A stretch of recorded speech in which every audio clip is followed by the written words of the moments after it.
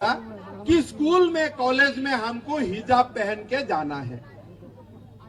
मेरा कोई आपत्ति नहीं है, आप जो भी पहने, लेकिन आप अगर स्कूल में कॉलेज में हिजाब पहन के जाते हैं तो कल हिंदू भाई लोग बोलेगा हम भी कोई ड्रेस पहन के जाएगा, कोई कल क्रिश्चियन लोग बोलेगा हम भी कोई ड्रेस पहन के जाएगा। अरे भाई, कॉलेज और स्कूल पढ़ने के लिए होता है, वो फैशन शो के लिए नहीं होता है कि आप जाके फैशन शो शुरू कर दो। ये बात नहीं होता है। ये बात आपका मन में रहना चाहिए कि मुसलमान बच्चियों को भी पढ़ने का अधिकार है, उनको भी डॉक्टर बनना चाहिए, उनको भी इंजीनियर बनना चाहिए। कहाँ आप उनको हिजाब का चक्कर में फंसा रहा है। तो हिजाब आप पहनो, आपका घर में पहनो, जहां भी पहनो, लेकिन जब कॉलेज और स्कूल में आप जाते हो तब स्कूल कॉलेज का यूनिफॉर्म पहनो। वो यूनिफॉर्म से आपका बीच में समानता आएगा, आपका बीच में इक्वालिटी आएगा, एक दूसरे का बीच में प्यार और मोहब्बत होगा, आप आगे जा सकेगा। लेकिन कांग्रेस बोल रहे नहीं नहीं, मुसलमान बेटियों को डॉक्टर नहीं बनना चाहिए, इंजीनियर नहीं बनना चाहिए, उनको हिजाब पहनना चाहिए और कुछ नहीं करना चाहिए। ऐसे कांग्रेस का राजनीति है। हरीश रावत जी यहाँ में बोला कि मुस्लिम यूनिवर्सिटी होना चाहिए। अरे बाबा, मुस्लिम यूनिवर्सिटी में पास करने का बाद वो लोग को क्या रिलायंस में नौकरी मिलेगा, उनको क्या अदानी में नौकरी मिलेगा, उनको क्या टाटा में नौकरी मिलेगा। अरे हरीश रावत जी, आप बोला है महाभारत में भीष्म जो है मैं वो भी हूँ। अरे महाभारत का भीष्म कौरव में था, लेकिन उनका मन पांडव का साथ है, पांडव का साथ था। आज आपने वोट का लालच में इतना तक गिर गया।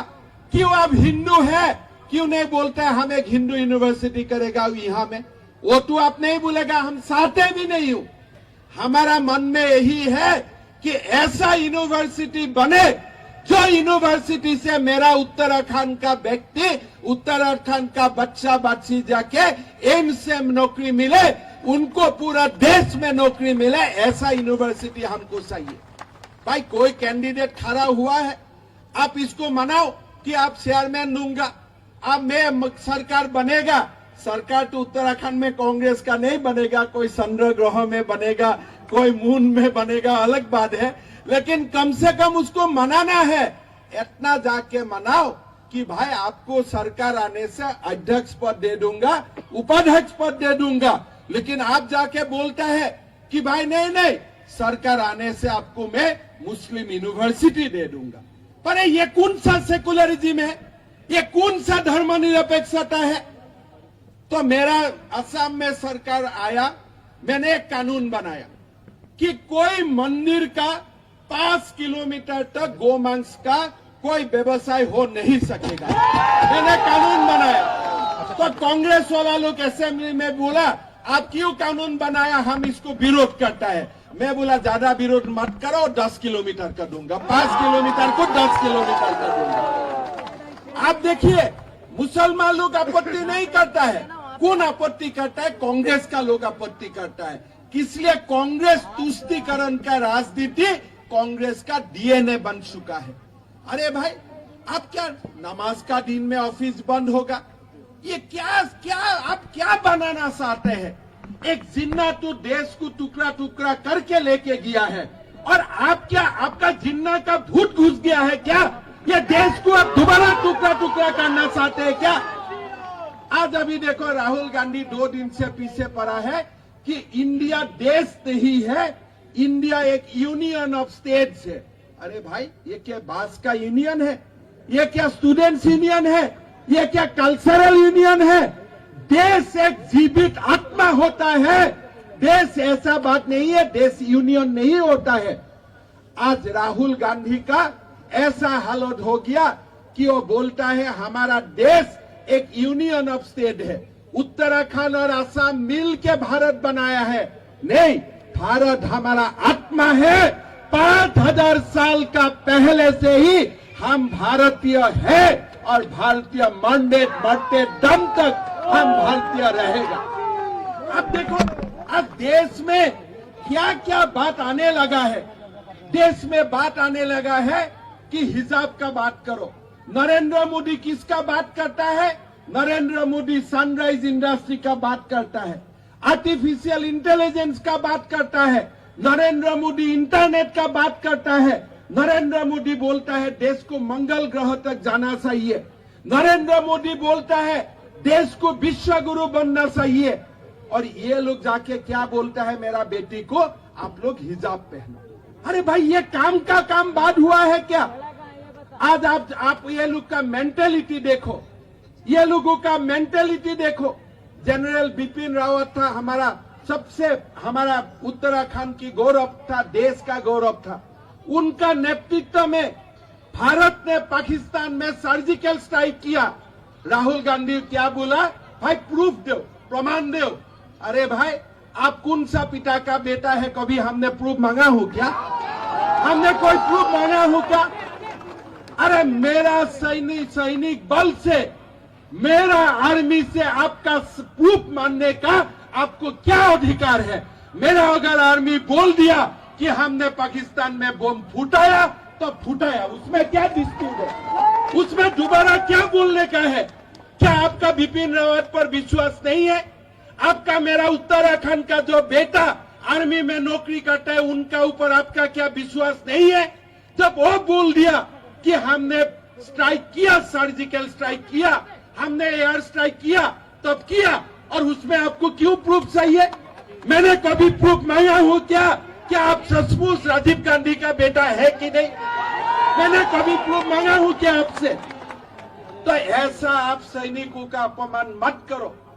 देश बहुत ऊपर का चीज होता है, देश ऐसा नहीं होता है। लोग देश के लिए मरते हैं, लोग देश के लिए जीते हैं, लोग व्यक्ति के लिए नहीं जीते हैं। लोग बोलता है मेरे से देश ऊपर है, लोग बोलता है परिवार मुझसे ऊपर है, लोग बोलता है जननी जन्मभूमि स्वर्गादपि गरीयसी।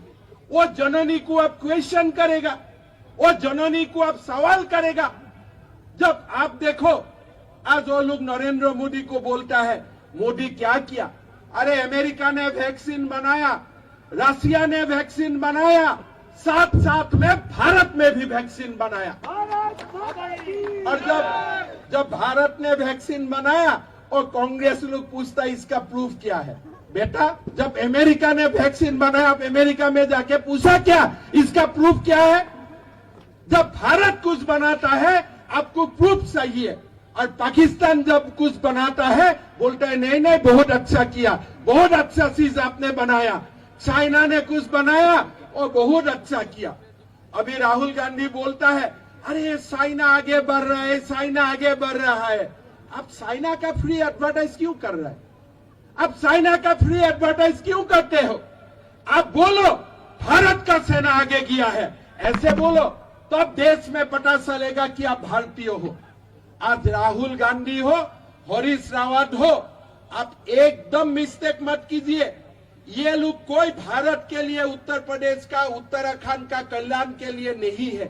ये लोग तुष्टीकरण के लिए है, अपना परिवार के लिए वो लोग जीता है, वो लोग अपना परिवार के लिए मरता है। लेकिन नरेंद्र मोदी जैसा नेता जो कभी कभी पैदा होता है वो देश के लिए जीता है। मोदी जिंदाबाद। भाई और बहनों, बहुत समय का बाद देश को मोदी जैसा नेता मिला है। आज देश को मोदी जैसा नेता मिला है, ये हमारा देश का भाग्य था। आप देखिए कैसे कोई सोच सकता था क्या कि भारत का विमान जाके पाकिस्तान में बम गिराएगा? कोई सोच सकता था क्या पाकिस्तान में भी सर्जिकल स्ट्राइक संभव है? कोई सोच सकता था क्या अगर देश में कोरोना महामारी आएगा कि भारत भी वही नेशन में होगा जो नेशन में एक नहीं दो वैक्सीन बनेगा? कौन सोच रहा था? आज गरीब के लिए प्रधानमंत्री जी जीता है। प्रधानमंत्री जी जब कोविड का पेंडेमिक आया सबसे उन्होंने गरीब के लिए सोचा कि भाई गरीब को कैसे सहायता किया जाए।